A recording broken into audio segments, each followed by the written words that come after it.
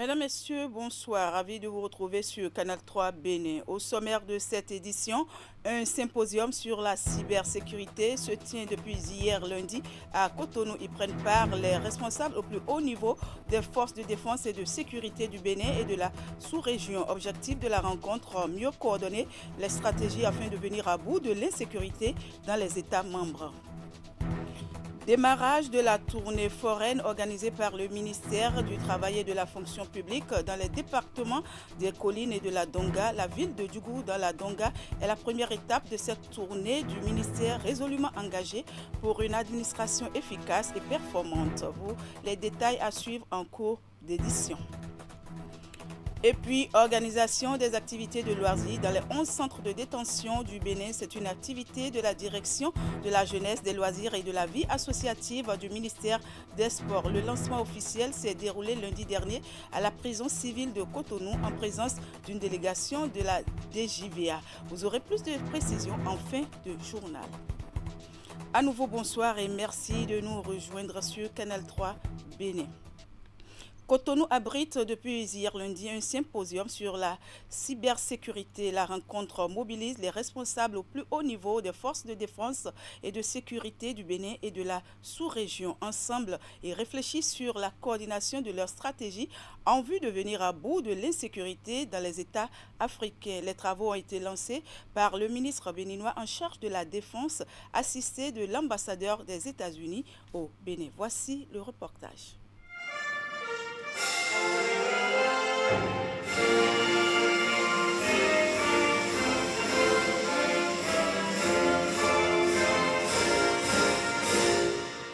Ce sont les enjeux et défis de la cybersécurité qui sont au centre de ce symposium qui réunit des responsables des forces de défense et de sécurité du Bénin aux côtés de leurs homologues des pays voisins, de même que les partenaires stratégiques. Ces parties prenantes évaluent et prennent ensemble la mesure des mutations de l'environnement sécuritaire qui est désormais celui de plusieurs États. Ce symposium représente bien plus qu'un cadre de dialogue. Il constitue une opportunité de convergence stratégique entre États, entre armées, entre vision politique et impératifs opérationnels. Je suis convaincu que la sécurité numérique ne se gagnera ni dans la solitude, ni dans le cloisonnement, mais dans la coopération, la confiance mutuelle et l'anticipation partagée. La conjugaison des efforts apparaît ici comme une porte de sortie aux multiples menaces terroristes qui se présentent au pays. Les États-Unis apportent pour la circonstance un appui significatif à la riposte. Comme de nombreuses nations ici présentes, le Bénin est confronté à des menaces de la part du groupe terroriste. Ces forces de sécurité ont fait de grands sacrifices pour protéger son peuple et sécuriser ses frontières. Pour honorer ces sacrifices, il est essentiel que le Bénin et les autres pays de la région ici présents travaillent ensemble pour faire face à ces menaces. Grâce à Africa Endeavor, les États-Unis offrent aux pays représentés ici une plateforme d'échange de connaissances vitales. Cet effort renforce la capacité du Bénin et de tous les partenaires à contrer les menaces, à la sécurité et à partager la responsabilité collective d'une région plus sûre. Les réflexions des participants iront dans le sens de façonner un avenir où les extrémistes et les criminels n'ont plus d'espace ni pour agir, ni pour nuire. Et puis, dans le cadre de la manœuvre bouclier, la garde nationale ne se limite pas aux exercices militaires. Dans le département du Mono et précisément dans la commune de Lokossa, elle a offert une action médicale gratuite pour soigner et rapprocher l'armée des populations. Puisque renforcer la sécurité et tisser le lien armée-nation, c'est bien l'esprit de l'opération bouclier. Teddy Goudalo et Elvis Tonoucoin pour les détails. De santé, ces hommes et femmes de Lokossa et environ se sont déplacés pour se faire diagnostiquer par ces médecins militaires. Au-delà des exercices militaires, la manœuvre bouclier initiée par la garde nationale place aussi la population au cœur de ses priorités. Cette action médicale est gratuite au profit des communautés. Cette initiative, elle est heureuse. Si cela pourrait se répéter de temps en temps, ce serait une très bonne chose parce que tout le monde aujourd'hui, vous savez, tout le monde n'a pas les moyens d'aller vers les spécialistes. Pour les personnels qui sont sortis pour assister à l'action civilo-militaire, c'est-à-dire aux soins gratuits qui ont été offerts à la population. Médecine générale, dermatologie, urologie, ophtalmologie ou encore pédiatrie. Plusieurs spécialités sont proposées pour répondre aux besoins essentiels des populations. Cette initiative vise à renforcer le lien armée-nation tout en apportant un soutien sanitaire aux populations souvent éloignées des centres de santé modernes. Ce matin, aujourd'hui, nous sommes actuellement à 202. Il y a de l'affluence? Oui, il y a de l'affluence. Et peut-être jusqu'à 17h maintenant, on sera à 300 voire 400. Il faut que l'armée et la population communient ensemble, qu'il n'y ait pas, puisqu'ils sont là pour nous protéger. Pendant longtemps, le mythe de l'uniforme effrayait les gens. Il va falloir que l'armée se mette au cœur de la population et qu'elle soit perçue comme un instrument de sauvegarde et non pas un instrument de répression. D'où les actions médicales gratuites pour appeler la sympathie des populations et également aussi de façon indirecte à leur donner confiance pour qu'ils puissent nous donner des informations utiles. C'est un geste de proximité qui rappelle qu'au-delà de sa mission de défense et de sécurité, la garde nationale joue aussi un rôle social et humanitaire. L'accueil et les enfants. Direction le département de la Donga pour parler de cette activité du ministère du Travail et de la fonction publique qui s'est résolument engagé pour une administration efficace et performante. Pour atteindre son objectif, il a initié une tournée foraine dans les départements des collines et de la Donga. Pour ce qui concerne la Donga, c'est la direction départementale du travail et de la fonction publique de Djougou qui sert de cadre au recensement et traitement sur place des requêtes des agents de l'État relatives à leur acte de carrière. Cette activité qui a démarré ce mardi 8 juillet prend fin vendredi prochain. Voici le compte rendu d'Abdou Sarabi Idrissou. Le ministre du Travail et de la fonction publique a oublié. C'est une activité organisée dans le cadre des journées portes ouvertes du ministère du Travail et de la fonction publique pour davantage rapprocher l'administration de ses administrés. Elle va permettre aux agents de l'État en service dans la Donga de découvrir les différentes prestations du ministère du Travail et de la fonction publique. En effet, cette activité sera l'occasion pour les cadres du ministère du Travail et de la fonction publique de sensibiliser les agents de l'État sur les différentes prestations en matière de fonction publique, de recenser les difficultés et les préoccupations liées au suivi de leur carrière et de les traiter, de partager les connaissances et les expériences sur les bonnes pratiques de gestion des ressources humaines et les réformes entreprises dans ce domaine pour renforcer l'efficacité de l'administration. Renforcer l'efficacité de l'administration. Le ministère du Travail et de la fonction publique en fait son cheval de bataille. À travers cette campagne de proximité lancée à Djougou pour le compte de la Donga, il entend ainsi apporter des solutions aux préoccupations des usagers clients au niveau sectoriel et départemental. Je voudrais sincèrement remercier Madame le ministre pour ce choix qui donnait de ce que les agents d'ici ne sont pas laissés pour compte comme ils ont l'habitude de penser lors des interventions de la direction départementale pour lesquelles nous les rassurons. Je suis très fier et ému de votre présence aux côtés de ces agents en vue de la satisfaction de leurs difficultés liées au suivi de leur carrière. La présente activité s'inscrit dans le cadre de la tournée foraine de la fonction publique. Pendant 4 jours, les différentes équipes aborderont avec les usagers plusieurs thématiques. Il s'agit entre autres du recrutement, de la gestion de la carrière des agents de l'État, du régime disciplinaire, de la mobilité et de la formation professionnelle.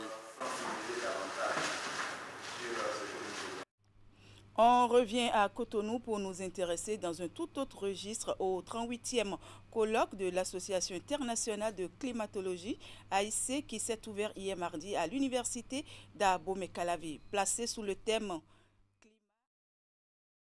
Ce 38e colloque de l'Association internationale de climatologie est organisé sous la houlette du LACED, avec l'appui de l'école doctorale pluridisciplinaire Espace Culture et Développement de l'Université d'Abomey-Calavi. Il s'inscrit dans la vision d'une formation doctorale ancrée dans les réalités endogènes et préoccupations majeures du monde actuel.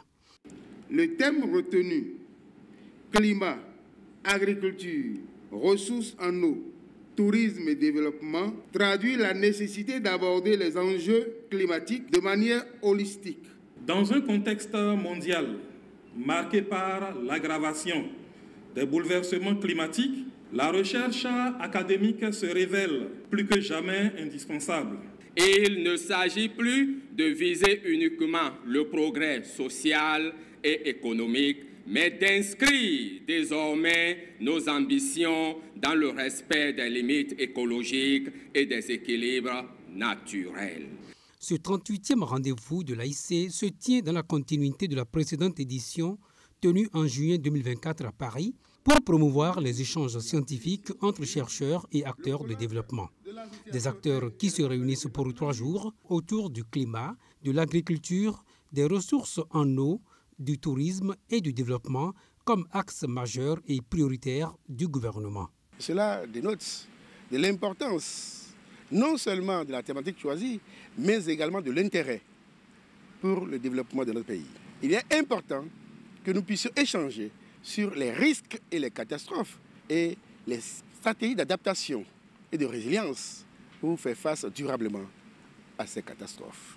Cette rencontre offre ainsi à ces acteurs une occasion de croiser les expertises et de faire émerger des solutions transversales audacieuses et solidaires dans un monde en perpétuelle recomposition. Vous savez, la finalité de tout colloque, c'est la mise en place d'outils d'aide à la décision.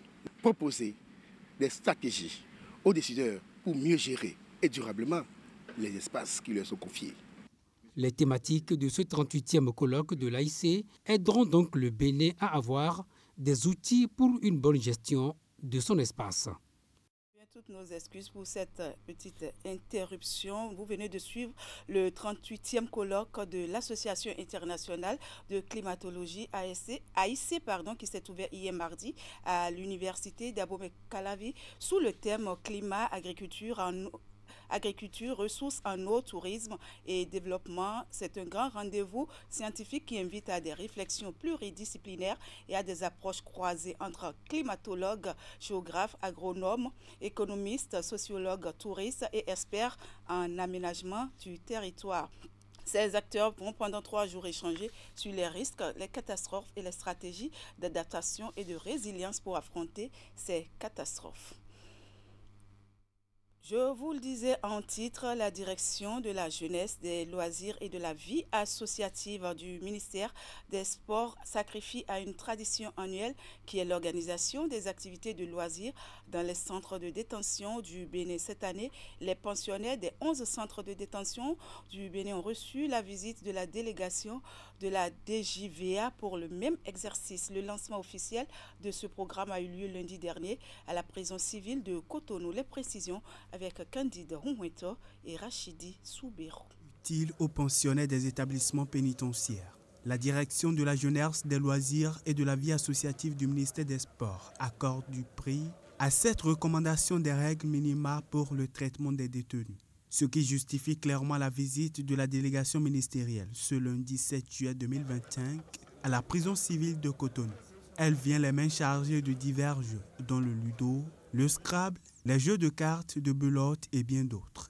L'organisation des loisirs en milieu carcéral permet ainsi d'atteindre les objectifs de l'exécution de la peine que sont la normalisation, la responsabilisation, la participation, la réinsertion et la réparation. Dehors, nous avons nos tablettes, nous avons nos téléphones Android. on peut surfer sur n'importe quel site pour nous distraire. Mais ici, vous n'avez pas tout le temps ce privilège.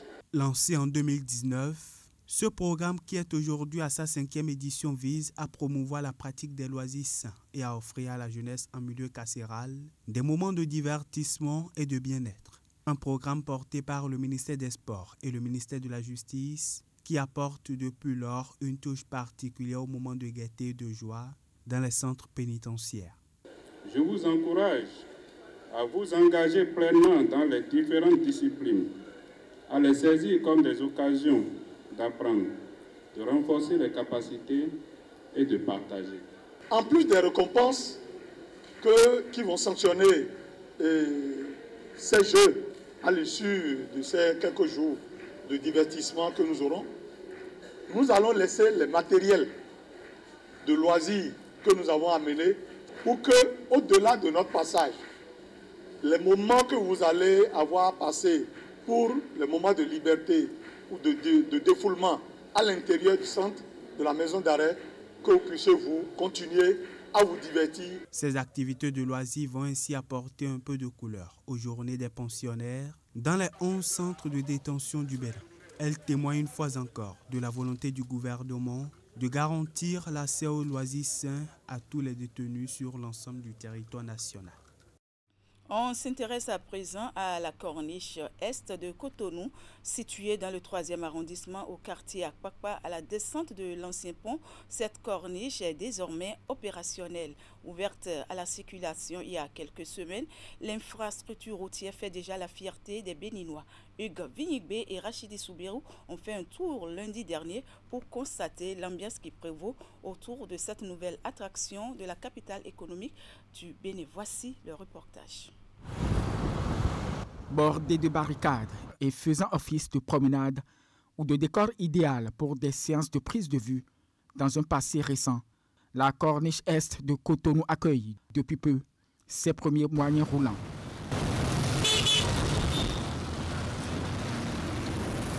L'ouvrage linéaire de 2 km 300 s'offre aujourd'hui aux usagers de la route comme un raccourci parfait. Nous allons à Akpakpa Dodomé. On a quitté Isocel. On nous a indiqué cette fois qu'on est en train de prendre.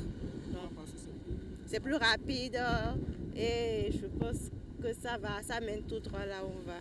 Pour d'autres, le choix de rouler sur cette infrastructure flambant neuve est justifié par un besoin de découverte et de distraction. Normalement, j'allais au GMB, au Grand Moulin du Bénin, pour des affaires personnelles. Et au retour, je me suis dit, bon, pourquoi ne pas faire un tour ici? Parce que je suis souvent occupé par mes activités, donc jamais le temps. Nous avons quitté jusqu'à Ekpé, mais tout juste on veut se balader pour passer par ici, pour voir comment les choses s'améliorent. Construite en 2024, la corniche est de Cotonou longe la lagune jusqu'au site ayant abrité l'hôtel PLM Alédio. Elle impressionne les Cotonois de par sa largeur, ses lignes immaculées et ses remarquables aménagements paysagers. On se sent quand même fier d'être béninois. On constate quand même la douceur de la route et ça facilite quand même le trajet. Et avant, c'était du go slow. Et là, le trafic est bien fluide. Je vois les belles plages maintenant et la propreté et tout. J'ai fait le trajet jusqu'au fond sur au moins 2 km environ. C'est bien propre, j'apprécie beaucoup. Cet endroit a complètement changé. Merci beaucoup au président de la République. Cerise sur le gâteau, l'infrastructure routière allie confort et sécurité. Plusieurs postes de police étant installés dans son périmètre. La corniche est de Cotonou intègre le projet d'aménagement et de bitumage de la route des Pêches. Elle s'ajoute à la liste de plus en plus impressionnante des attractions de la capitale économique du Bénin. Et cette information, avant de poursuivre l'édition, les résultats de l'examen du baccalauréat session de juin 2025 sont disponibles. Au total, 57 349 candidats sont admis sur les 78 537 candidats présentés, soit un taux de réussite de 73,02%. L'annonce de ces résultats a été faite par le directeur général de l'Office du baccalauréat il y a environ une heure. Des résultats qualifiés d'exceptionnels et d'inédits par le professeur Alphonse Da Silva et dont le mérite revient à tous les acteurs et particulièrement au chef de l'État dont les réformes ont métamorphosé le secteur de l'éducation. Pour les détails, retenez que la série A1 donne 78,68%, la série C 82,77%, la série D 72,95%, la série G1 71,85%, la série F1 27,51%. Nous y reviendrons dans nos prochaines éditions. Félicitations donc à tous les candidats. On va finir avec ce culte spécial organisé dans la ville de Parakou par l'église du christianisme céleste sous le signe de l'unité. La cérémonie qui a réuni fidèles et dignitaires a été rehaussée par la présence du ministre conseiller Rachidi Gbadamassi. Un moment de ferveur et de communion dont le but est également de renforcer les liens entre les différentes paroisses de la région. Rachidi Gbadamassi s'est par la suite rendu à Tien dans le premier arrondissement de la ville pour assister aux festivités traditionnelles du Donkourou. On en parle avec Epiphane Chabi et Socrate Adantore.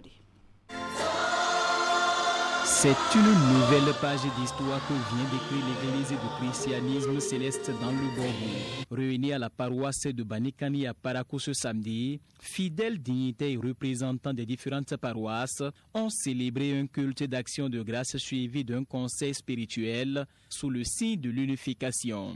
Invité à cette grande rencontre, le ministre conseiller à la Défense et à la Sécurité Rachidi Gbadamassi a salué l'initiative tout en rendant un hommage appuyé au président Patrice Talon pour ses efforts en faveur de la réconciliation des courants de l'Église. Cette parole des disciples du Christ qui disait un jour au Seigneur Jésus, à qui irons-nous, Seigneur, quand tu as la parole de la vie éternelle? Et moi je dis aujourd'hui au chef de l'État, à qui irons-nous quand tu as le secret du développement du Bénin? Tu as le secret et tu as le don de la réconciliation. Tu as le don de cimenter l'unité nationale. Tu as reçu à réconcilier les frères protestants. Tu as reçu à réconcilier les frères musulmans. Tu as reçu à réconcilier les frères célestes. Quelle grâce!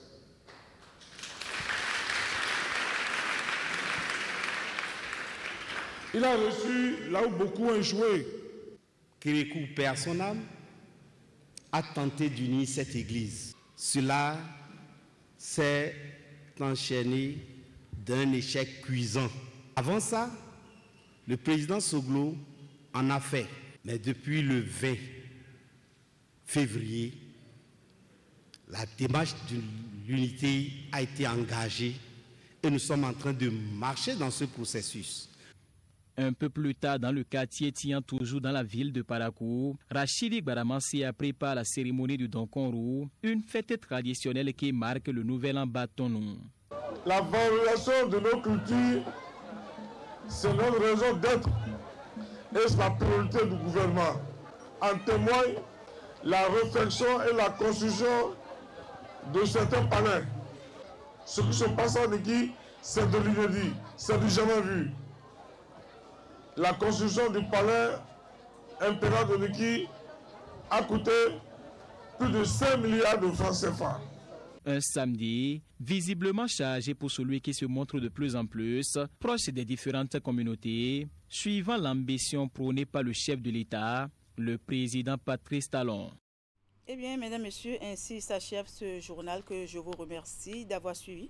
Merci également à toute l'équipe de préparation, de réalisation et de diffusion. Tout à l'heure à 20h, Vous suivrez l'info continue avec Wahab Alikpara et ses invités. Juste à Kapo, qui est un analyste politique, et le journaliste Éric Guédenon. Le débat se fera autour d'une thématique. Les hommes politiques inspirent-ils confiance sur le terrain? Je vous souhaite alors une bonne soirée en compagnie des programmes de Canal 3 Bénin. À demain.